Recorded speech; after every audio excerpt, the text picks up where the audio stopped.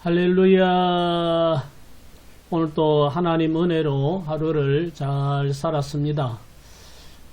우리 다 같이 찬송가 284장입니다.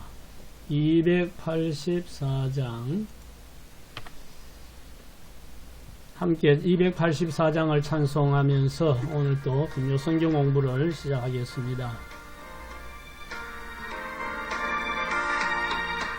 그동안 모든 죄 가운데 빠져 더럽기가 한량 없던 우리들 아무 공로 없이 구원함을 얻어 하나님의 자녀 지금 되었네. 주의 겉사랑 한량 없도다. 찬송할지어다 예수의 공로.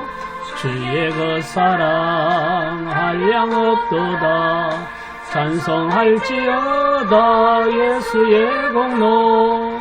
주의 보혈로서 정결하게 씻겨 죄악에서 떠난 몸이 되었고 세상 근심 그릇 간 곳 없어지니 하나님의 빛이 영화롭도다.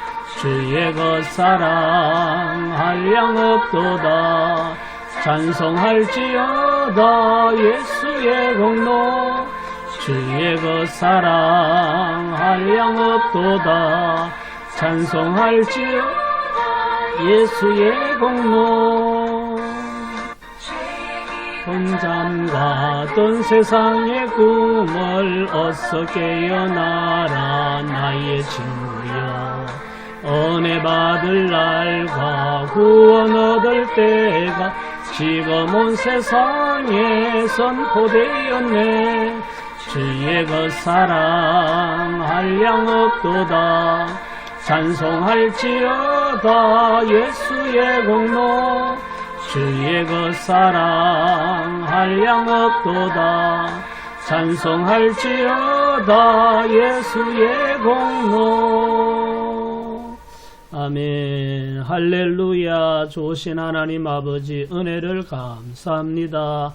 오늘도 하나님 인도하시고 또 지켜주셔서 은혜 가운데 잘 살았습니다. 하나님 아버지 이 밤에도 또 하나님 말씀을 함께 공부할 수 있는 또 귀한 시간을 가질 수 있게 해주심을 감사드립니다. 하나님 아버지 말씀이 곧 하나님이심을 깨닫고 오늘도 말씀을 통하여 하나님의 뜻을 또 깨닫는 시간, 하나님의 마음을 알고 우리가 어떤 삶을 살아야 할지를 깨닫는 복된 시간이 되도록 성령 하나님께서 감동 감아주시고 은혜 베풀어 주실 줄 믿습니다. 저희들을 사용하여 주셔서 하나님께 영광이 되고 우리에게 은혜와 복이 되는 귀한 시간 되도록 성령님 역사하여 주옵소서. 방해하는 악한 영 사탄 마귀 다 물리쳐 주시고 하나님께만 영광이 되게 하옵소서. 예수님 이름으로 기도드립니다. 아멘. 할렐루야. 반갑습니다. 오늘도 하나님께서 우리의 모든 삶을 은혜 안에 인도해 주신 줄 믿습니다. 자, 우리 시간에는 십계명 중에 십과인데 계명으로는 9계명이 되겠습니다. 거짓 증거하지 말라 이 주제로 오늘 함께 공부하겠습니다. 내 이웃에 대하여 거짓 증거하지 말지니라. 제9계명은 위정에 대한 금지 규정입니다. 거짓 증거에 해당하는 원어 에드사케르는 근거 없는 말, 거짓말, 허위로 하는 말을 말합니다. 위정은 중요한 범죄로 취급되는데 그 이유는 상대방에게 돌이킬 수 없는 해를 가하기 때문입니다. 그럼에도 불구하고 이 계명은 10계명 중에 가장 많이 범하는 계명 중의 하나이기도 합니다. 거짓 증거하지 말라. 사실이 아닌데 사실인 것처럼 왜곡해서 말하지 말라는 거죠. 요즘 우리 사회에 가짜 뉴스라는 말들이 많고 또 개인적인 이익을 위해서 어떤 특정인에 대해서 거짓된 사실이 아닌 허위 보도, 뭐 유튜브라든지 이런 걸 통해서 하는 이런 경우들이 많습니다. 때에 따라서는 어떤 사람에게는 정말 큰 상처가 되고 또 엄청난 피해를 줄 수 있는 그런 또 일들도 일어날 수 있죠. 그래서 하나님은 이웃에 대하여 거짓 증거하지 말라. 거짓말 또 허위 사실이 근거가 없는 말, 그런 말들을 하지 말라고 계명으로 정해 주셨습니다.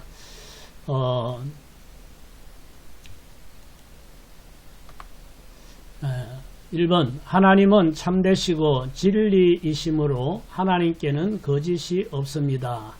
거짓말을 하는 것은 누구의 속성일까요? 했는데요.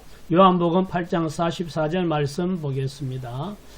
너희는 너희 아비 마귀에게서 났으니 너희 아비의 욕심대로 너희도 행하고자 하느니라. 그는 처음부터 살인한 자요 진리가 그 속에 없으므로 진리에 서지 못하고 거짓을 말할 때마다 제 것으로 말하나니 이는 그가 거짓말쟁이요 거짓의 아비가 되었음이라. 아멘. 자, 여기 오늘 질문이 하나님은 참되시고 진리시기 때문에 하나님께는 거짓이 전혀 없습니다. 그러면 거짓말하는 것은 누구의 속성을 받아서 하는 것일까? 라고 물었는데, 자, 여기 보면 너희는 너희 아비 마귀에게서 났으니 너희 아비의 욕심대로 너희도 행하고자 하느니라 라고 말씀을 하고, 진리가 그 속에 없으므로 마귀는 그 속에 진리가 없다 이 말이죠. 그래서 진리에 서지 못하고 거짓을 말할 때마다 제 것으로 말하나니, 마귀는 자기가 거짓말을 가지고 있기 때문에 자기 것으로 거짓말을 하고 그는 거짓말쟁이고 거짓의 아비가 되었다 라고 말합니다.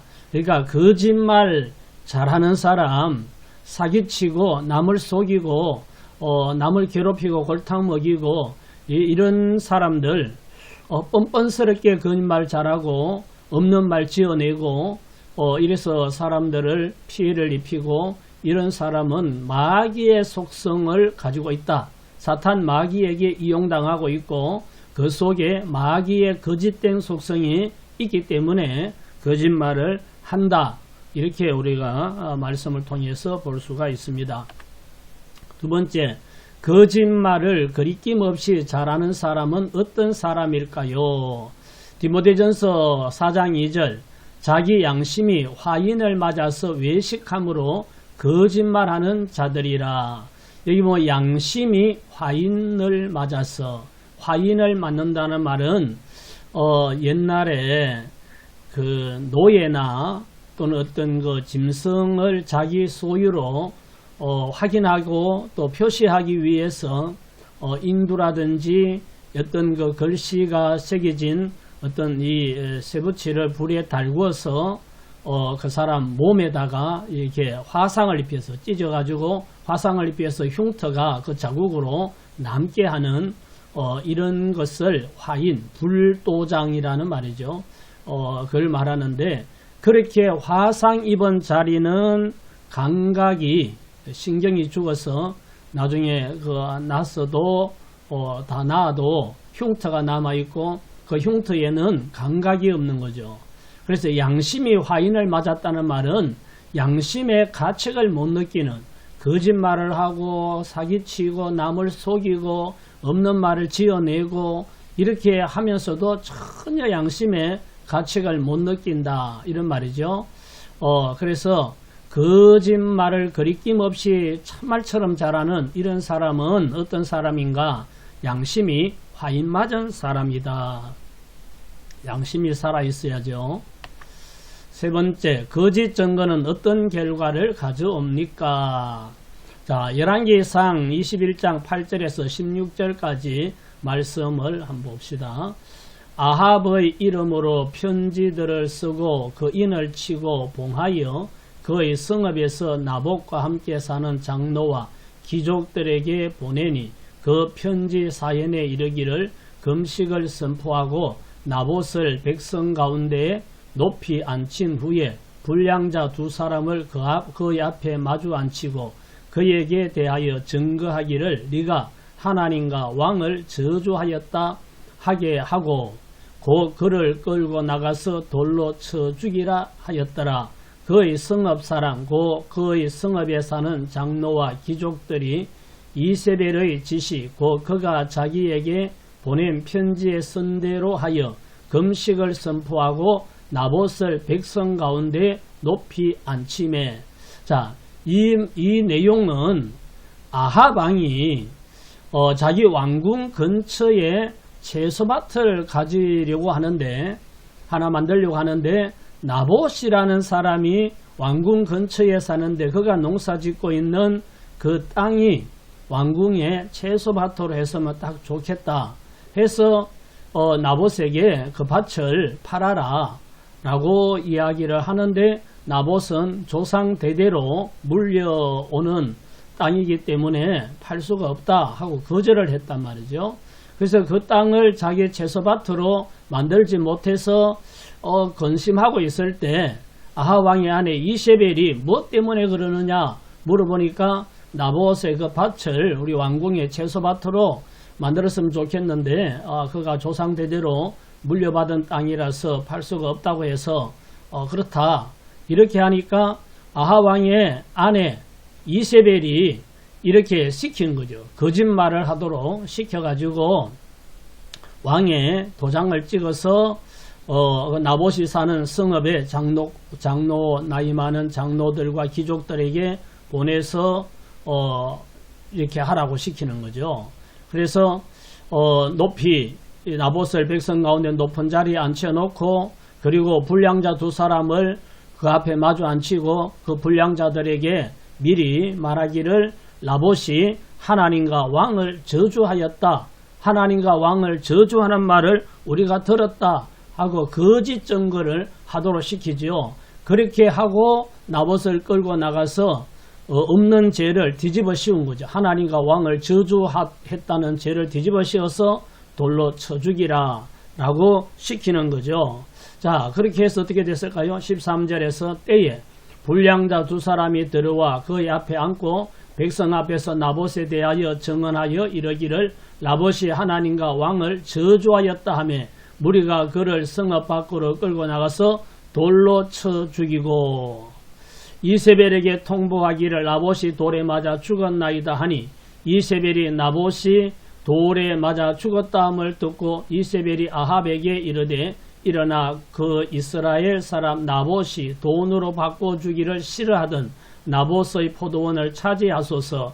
나봇이 살아있지 아니하고 죽었나이다. 아합은 나봇이 죽었다함을 듣고 곧 일어나 이스라엘 사람 나봇의 포도원을 차지하러 그리로 내려갔더라. 이 불량자 두 사람이 시키는 대로 거짓말을 해서 나봇이 하나님과 왕을 저주하였다고 거짓 증거하고 그걸로 인해서 사람들이 돌을 던져서 나봇을 쳐 죽이고 나봇의 포도원을 아합 왕이 뺏어서 자기 채소밭으로 삼는 이런 비극적인 일이 일어났다는 것을 성경은 기록하고 있죠. 양심이 없는 사람들, 시키는 대로 거짓말을 하는 이런 일로 인해서 엄청난 한 사람에게 한 가정에 불행을 가져온 사건을 성경은 기록하고 있습니다. 자, 4번 거짓 증거를 하는 자는 어떻게 됩니까? 잠언 19장 9절 거짓 정의는 벌을 면하지 못할 것이요 거짓말을 뱉는 자는 망할 것이니라. 오늘날 우리 사회에도 거짓 증언 하면은 안 되죠. 법정에서나 국회에서 그 진실만을 말하겠다는 선서도 하고 이렇게 말을 하는데 그럼에도 불구하고 거짓말을 해서 그것이 법정에까지 가서 법정 다툼을 벌이고 이런 일들이 일어나는 것을 보게 되는데 거짓 정의는 벌을 면하지 못하고 거짓말을 뱉는 자는 망할 것이다 라고 했습니다. 진실만을 말해야 되는데 거짓말 상당히 어떤 사람에게 피해를 주고 사실을 왜곡할 수 있는 거짓말은 하면 안 된다. 사도행전 5번 사도행전 5장 1절에서 10절에 아나니아 삽비라 부부가 죽는 불행한 사건이 기록되어 있습니다. 이들이 죽음을 당한 이유는 무엇입니까? 자, 말씀을 보면 아나니아라 하는 사람이 그의 아내 삽비라와 더불어 소유를 팔아 그 값에서 얼마를 감추매 그 아내도 알더라. 얼마만 가져다가 사도들의 발 앞에 두니 베드로가 이르되 아나니아야 어찌하여 사탄이 내 마음에 가득하여 내가 성령을 속이고 땅값 얼마를 감추었느냐. 땅이 그대로 있을 때에는 내 땅이 아니며 판 후에도 내 마음대로 할 수 없더냐. 어찌하여 이 일을 내 마음에 두었느냐. 사람에게 거짓말한 것이 아니요 하나님께로다. 아나니아가 이 말을 듣고 엎드러져 혼이 떠나니 이 일을 듣는 사람이 다 크게 두려워하더라. 젊은 사람들이 일어나 시신을 사서 메고 나가 장사하니라. 3시간쯤 지나 그의 아내가 그 일어난 일을 알지 못하고 들어오니 베드로가 이르되 땅 판 값이 이것뿐이냐 내게 말하라 하니 이르되 예 이것뿐이라 하더라. 베드로가 이르되 너희가 어찌 함께 깨하여 주의 영을 시험하려 하느냐. 보라 내 남편을 장사하고 오는 사람들의 발이 문 앞에 이르렀으니 또 너를 메어 내가리라 하니 곧 그가 베드로의 발 앞에 엎드러져 혼이 떠나는지라. 젊은 사람들이 들어와 죽은 것을 보고 메어다가 그의 남편 곁에 장사하니 온 교회와 이를 듣는 사람들이 다 크게 두려워하니라. 우리가 잘 알고 있는 아나니아 삽비라 부부의 사건을 기록하고 있지요. 은혜를 받고 우리도 땅을 팔아서 가난한 자들에게 나눠줄 수 있도록 사도들에게 갖다 드리자 하고 부부가 합의가 되어서 땅을 팔았는데 땅을 팔아서 돈을 받아치고 보니까 또 욕심이 생긴 거죠. 그래서 일부는 감추고 일부만 가지고 가서 이게 땅 판 값입니다 하고 내어놓았는데 성경 충만한 베드로는 그걸 알죠. 알고 이게 다냐 하니까 이게 답니다 라고 해서 네가 어찌하여 성령을 속이고 거짓말하느냐 하니까 아나니아가 그 자리에서 쓰러져서 숨이 끊어진 거죠. 그래서 젊은 사람들이 메고 나갔는데 그 다음에 아내 삽비라가 와서 베드로가 물으니까 이 아내 삽비라도 네 이것이 답니다 라고 하니까 어찌하여 부부가 깨하여서 거짓말을 하느냐. 이건 사람을 속인 것이 아니고 성령 주의 영을 시험하려고 거짓말한 것이다 라고 꾸짖으니까 삽비라도 그 자리에서 혼이 떠나고 죽었다. 그래서 둘 다 죽음을 맞이하는 헌금을 드리고도 진실되지 못한 거짓말을 해서 이렇게 죽음을 맞는 이런 비극적인 일이 있어서 교회와 보는 사람들이 두려워했다. 이런 말씀을 기록하고 있죠. 뭐 진실을 말하자는 거죠. 진실로 살자는 거고 또 우리가 헌금을 드리거나 무엇을 하거나 사람에게 보이려고만 하는 것이 아니라 엄밀한 중에 보고 계신 하나님을 의식하고 하나님께 하자는 거죠. 뭐든지 우리가 진실하게 할 수 있는 그런 자세가 필요하다는 것을 보여줍니다. 자, 6번 거짓말을 하지 않으려면 어떻게 해야 합니까? 자, 우리가 거짓말을 하지 않으려면 어떻게 해야 되는가? 베드로전서 3장 16절 선한 양심을 가지라. 이는 그리스도 안에 있는 너희의 선행을 욕하는 자들로 비방하는 일에 부끄러움을 당하게 하려 함이라. 선한 양심을 가지라. 우리가 선한 양심을 가지도록 우리 그 양심이 더러워지지 않도록 하는 것이 중요하지요. 뭐 무슨 물건이든 뭐든지 그냥 두고 오래 두면 거기에 먼지가 앉고 때가 끼고 이러면 투명해지지 못하고 여기에 뭔가 흐릿해지고 이런 게 있죠. 우리 양심도 그냥 두면 우리 양심이 깨끗하지 않을 수가 있습니다.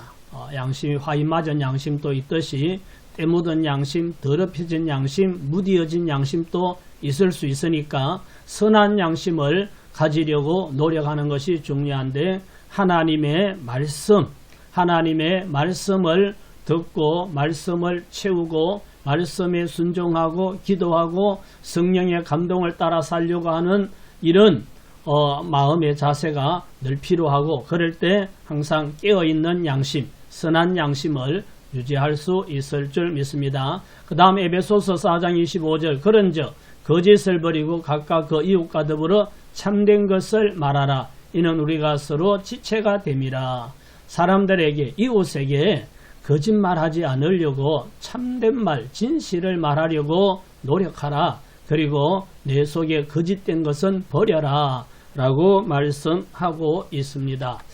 자, 함께 생각하기, 다음 성구를 찾아보고 말씀의 뜻을 서로 이야기합시다 그랬습니다. 잠언 20장 17절, 속이고 취한 음식물은 사람에게 맛이 좋은 듯하나 후에는 그 입에 모래가 가득하게 되리라. 속이고 취한 음식, 거짓말 해가지고 얻은 음식물, 먹을 때는 맛이 좋은 듯 하지만 그 입에 모래가 가득하게 된다. 결과는 안 좋다. 먹을 때는 좋았을지 모르지만 나중에 그 결과가 결코 좋을 수가 없다, 이런 말이죠. 잠언 21장 6절, 속이는 말로 재물을 모으는 것은 죽음을 구하는 것이라. 고 불려다니는 안개니라. 속이는 말, 거짓말하고 사기치고 이렇게 해서 재물을 모으는 것은 죽음을 구하는 것이나 다름이 없다, 이런 말씀을 하고 있습니다. 자, 잠언 25장 11절, 자기의 이웃을 쳐서 거짓 증거하는 사람은 방망이요 칼이요 뾰족한 화살이니라. 거짓말을 하는 사람, 거짓말을 해서 이웃에게 피해를 주는 사람은 마치 방망이를 휘두르고 또 칼로 베고 화살로 찌르는 것처럼 고통을 준다. 이웃에게 고통을 준다. 어떤 상대방에게 그런 피해와 아픔과 고통을 줄 수가 있다. 그래서 없는 말을 지어내서 하는 것, 또 그게 아닌데 그것이라고 이렇게 하는 것, 이런 모든 것들이 상대방에게는 큰 고통, 아픔을 주고 마치 이렇게 방망이로 맞는 것 같고 칼에 베이는 것 같고 화살촉에 찔리는 것 같은 이런 고통을 겪을 수 있다는 거죠. 네 번째, 마태복음 12장 36절, 내가 너희에게 이르노니 사람이 무슨 무익한 말을 하든지 심판날에 이에 대하여 신문을 받으리니. 무슨 말을 하든지 나중에 그 말에 대해서 심판을 받는다, 이런 말씀이죠. 그때 사람을 속이고 모면했다고 끝나는 것이 아니라 나중에 하나님 앞에서 심판을 받게 된다. 그러니까 우선 이 순간을 모면하려고 사람들은 거짓말을 하고 없는 말을 지어내고 그럴 수가 있는데 그게 끝이 아니라는 겁니다. 하나님 앞에서 그 말에 대하여 신문을 받게 된다. 그래서 항상 참된 것을 말하는 진실한 마음을 갖는 것이 대단히 중요하다 하는 것을 생각하면서 오늘 이웃에 대하여 거짓 증거하지 말라. 우리 그리스도인들은 항상 진실을 말하고 참된 것을 말하고 하나님의 말씀 또 선한 양심을 가지고 우리가 사는 우리 그리스도인들이 되어야 될 줄 믿습니다. 기도하십시다. 좋으신 하나님 아버지, 은혜를 감사합니다. 오늘도 하나님 말씀을 함께 공부할 수 있는 은혜를 주셔서 감사합니다. 우리는 신앙 양심을 가지고 성령님의 감동하심을 따라 살고 또 우리 진실, 참된 것을 말하고 거짓된 말들을 하지 않기로 하나님 앞에 다짐합니다. 항상 은혜 베풀어 주시고 깨어있게 하시고 성령님의 감동과 역사하심을 따라 진실을 말하며 살아가는 또 우리의 말로 인하여 덕을 세우고 사랑을 나타내고 복음을 증가하는 복된 입술이 될 수 있도록 은혜 베풀어 주옵소서. 예수님 이름으로 기도드립니다. 아멘.